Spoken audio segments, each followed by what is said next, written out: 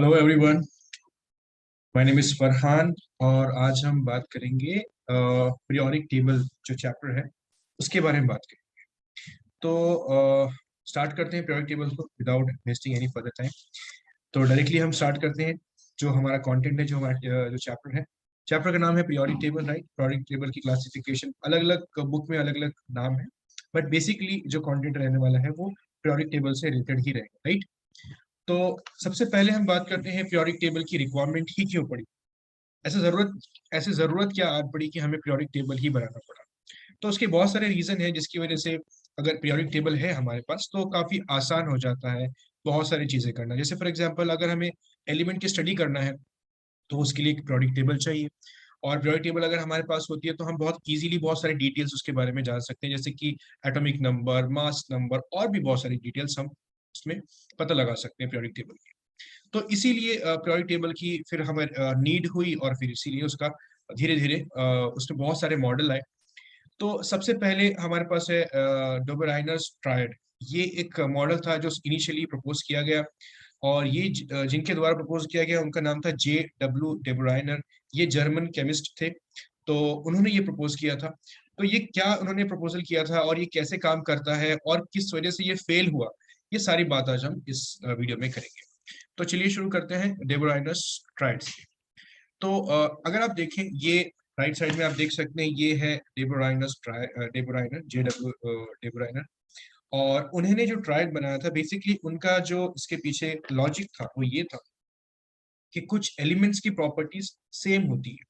कुछ ऐसे एलिमेंट्स हैं हमारे पास जिनकी प्रॉपर्टी सेम होती है, और ऐसे एलिमेंट को हम किसी एक ट्रायड में रख सकते हैं। ट्रायड मतलब होता है तीन, मतलब ट्रायड मतलब जैसे कि आप देख पा रहे हो स्क्रीन पर ये वाला जो पार्ट है ना। इसको मैं, ये देखिए आप, जैसे ये लिथियम है, सोडियम है, पोटेशियम। अब ये एक ट्रायड बनाया है। अब ट्रायड को कैसे बनाया, उनका बेसिकली इसके पीछे क्या फॉर्मूला था, कैसे उन्होंने इसको स्ट्रक्चर किया। तो सबसे पहले उन्होंने क्या कहा, उन्होंने कहा कि जो ऐसे एलिमेंट है जिनकी प्रॉपर्टी सेम है, सिमिलर है, ठीक है, ऐसे एलिमेंट्स को मैं क्या करता हूँ, एक ग्रुप में रख देता हूँ। और वो ग्रुप कितने एलिमेंट का बनेगा, तीन एलिमेंट का। तो मैं तीन एलिमेंट को एक साथ रखकर एक ट्रायड बनाऊंगा, ऐसा उन्होंने कहा। अब इसके पीछे लॉजिक क्या था, ये कैसे बनेंगे, है ना। तीन तो रखेंगे लेकिन बनेंगे कैसे, क्या कोई भी रैंडम उठा के रख सकते हैं क्या, नहीं। तो इसके पीछे लॉजिक ये था, उनकी प्रॉपर्टी सिमिलर होनी चाहिए, है ना। पहली बात तो ये। और दूसरा जो उसके पीछे लॉजिक था वो ये था कि अगर मैं कोई भी तीन एलिमेंट लेता हूं तो उसमें से जो फर्स्ट एलिमेंट है, जैसे कि यहाँ पर हम इस केस में देखते हैं, पहले एलिमेंट है लिथियम जिसका एटॉमिक मास है 7। दूसरा एलिमेंट है तीसरा एलिमेंट है पोटेशियम जिसका मास है 39। तो उन्होंने क्या कहा, उन्होंने कहा कि अगर हम पहले एलिमेंट और तीसरे एलिमेंट का मीन निकाले, एवरेज निकाले, है ना, उसका एवरेज निकाले, पहला एलिमेंट और तीसरे एलिमेंट का अगर हम मीन या एवरेज निकाले, तो वो सेकेंड एलिमेंट जो है उसका मास निकल के आ जाएगा उससे। अब ये कैसे पॉसिबल है, तो ये हमने यहाँ पर कैलकुलेशन देखो। फर्स्ट जो लिथियम है, लिथियम का मास है 7, ओके, प्लस पोटेशियम का मास है 39। तो 7 + 39 डिवाइड बाई 2, ये एक एवरेज निकालने का नॉर्मल सा टेक्निक है। तो ये आपने एवरेज यहाँ पे कैलकुलेट किया तो आंसर है 23, राइट। अब 23 क्या है, बेसिकली ये मास हो जाएगा सोडियम का। अगर आप देख पा रहे हो तो जो हमारा मीन निकला, जो हमारा एवरेज निकला वो 23 है, और 23 यहाँ पर सोडियम का मास हुआ। तो इनकी प्रॉपर्टी सिमिलर है, और उनके जो दो एलिमेंट है उन दोनों, मतलब फर्स्ट एंड थर्ड एलिमेंट से अगर हम उसका एवरेज निकालें उनके मास का, तो वो होता है बेसिकली, जो एवरेज वैल्यू आएगा वो बीच वाले एलिमेंट का मास होगा। तो ये बात उन्होंने बताई, और ये काफी हद तक सही भी रही। जैसे कि आप देख सकते हैं दूसरा केस जिसमें उन्होंने कैल्शियम, स्ट्रोंशियम और बेरियम को लिया।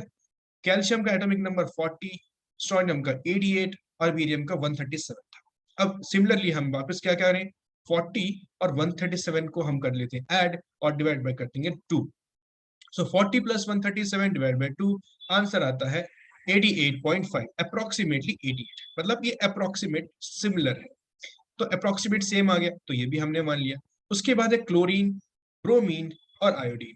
तो क्लोरीन, ब्रोमीन, आयोडीन को भी हमने सिमिलर तरीके से किया, और आंसर हमारा मिला 81। तो इस तरह से डेबोराइनस जो ट्रायड था वो काफी सक्सेसफुल रहा उस उन कुछ लिमिटेड एलिमेंट के साथ। लेकिन फिर कुछ ऐसा हुआ जिसकी वजह से ये डेबोराइनस ट्रायड फेल हो गया। ठीक है, ये फेल क्यों हुआ, इसके पीछे एक रीजन ये था कि कुछ एलिमेंट्स ऐसे थे जो इस लॉजिक को फॉलो नहीं कर पा रहे थे, जिसकी प्रॉपर्टी सिमिलर थी, स्टिल वो इस लॉजिक को, जिसमें वो मीन निकाल के एक सेंटर वाले एटम का, सेंटर वाले एलिमेंट का मास बता रहे थे, वो लॉजिक उन एलिमेंट, कुछ एलिमेंट के साथ वो फिट नहीं बैठता है। तो इस वजह से ये फ्लॉप हुआ। अब ये कैसे फ्लॉप हुआ उसके बारे में थोड़ा सा जानते हैं।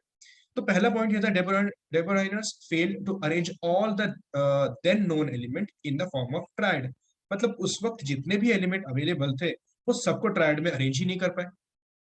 उनका जो लॉजिक था, उस लॉजिक के अकॉर्डिंग वो सबको अरेंज नहीं कर पाए। अब वो सबको अरेंज नहीं कर पाए तो फिर क्या हुआ कि वो सारे एलिमेंट्स को प्रॉपर अरेंज नहीं कर पाए, तो उनका टेबल कंप्लीट नहीं, उनका जो पीरियोडिक टेबल जिसका वो बनाना चाह रहे थे वो पूरी की पूरी 100% फुल प्रूफ नहीं हुआ। बेसिकली वो कुछ ना कुछ इसमें कमियां रह गई। तो पहला तो ये सारे एलिमेंट्स को अरेंज ही नहीं कर पाए। दूसरा ये है, और जो उन्होंने लॉ बनाया वो लॉ सब जगह पे अप्लाई भी नहीं हो पा रहा है, even with in the same family. तो एक लॉ, इसके पीछे एक रीजन, इसके पीछे एक एग्जाम्पल लेता हूँ मैं कि किस तरह से वो फेल हुआ। तो एग्जाम्पल की हम लोग देखते हैं, एक एग्जाम्पल की हम देखते हैं, जैसे 3 एलिमेंट ले लेते हैं, है ना। पहला है फ्लोरीन, फ्लोरीन जिसका मास होता है 19, ठीक है, 19। दूसरा है क्लोरीन जिसका मास होगा 35.5। और तीसरा है ब्रोमीन, तीसरा है ब्रोमीन जिसका मास होगा 80। अगर मैं इसको कंसिडर करता हूँ, ठीक है, अगर मैं इसको कंसिडर करता हूँ और इन सारे एलिमेंट के साथ मैं वो लॉ लगाता हूँ जो डे ब्रुइनर ने बताया था, तो मैं अगर उस लॉ को लगाता हूँ, उस लॉजिक को लगाता हूँ, तो उस लॉजिक के हिसाब से मेरा होना चाहिए फ्लोरीन, फ्लोरीन का मास होगा 19 प्लस ब्रोमीन इज 80, तो 19 प्लस 80 डिवाइड बाई 2, जो मुझे मिलना चाहिए 35.5, राइट। क्योंकि ये दो, बेसिकली ये फर्स्ट, ये सेकंड और ये थर्ड एलिमेंट होगा ट्रायड में। तो अगर मैं इस लॉजिक को लगाता हूँ जो डे ब्रुइनर ने मुझे बताया था, उस लॉजिक के अकॉर्डिंग फ्लोरीन और ब्रोमीन के मास को मैं ऐड करके डिवाइड बाय 2 करूंगा, तो मुझे जो आंसर मिलना चाहिए वो क्लोरीन का मास होना चाहिए, जो मुझे हमने पहले से पता लगाया है वो 35.5 है। अब उस लॉजिक को मैं अगर इंप्लीमेंट करता हूँ तो ये हो जाता है, ये हो जाएगा 99 डिवाइड बाई 2।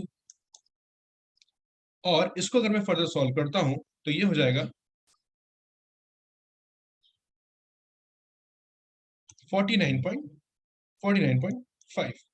अब आप सोच रहे होंगे कि क्लोरीन का मास तो होता है 35.5, लेकिन जो लॉजिक डे ब्रुइनर ने लगाया है उस लॉजिक के हिसाब से तो ये 49 पॉइंट है, जो कि बिल्कुल भी मैच नहीं करता है। काफी बड़ा डिफरेंस है। तो इतना बड़ा डिफरेंस होने की वजह से ये इनका जो मॉडल था वो फेल हो गया। मतलब ये हर जगह इंप्लीमेंट नहीं कर पाए। हालांकि कुछ एलिमेंट्स के साथ ये फिट बैठा, लेकिन सारे के सारे एलिमेंट वो फिट नहीं कर पाए। तो इसके बाद दूसरे कोई न्यूलैंड आए, दूसरे साइंटिस्ट जिनका नाम था न्यूलैंड, और फिर उन्होंने इसके बारे में और फर्दर इंफॉर्मेशन बताया, जो कि हम नेक्स्ट वीडियो में डिस्कस करेंगे। ठीक है, चलो मिलते हैं फिर नेक्स्ट वीडियो में। Bye bye.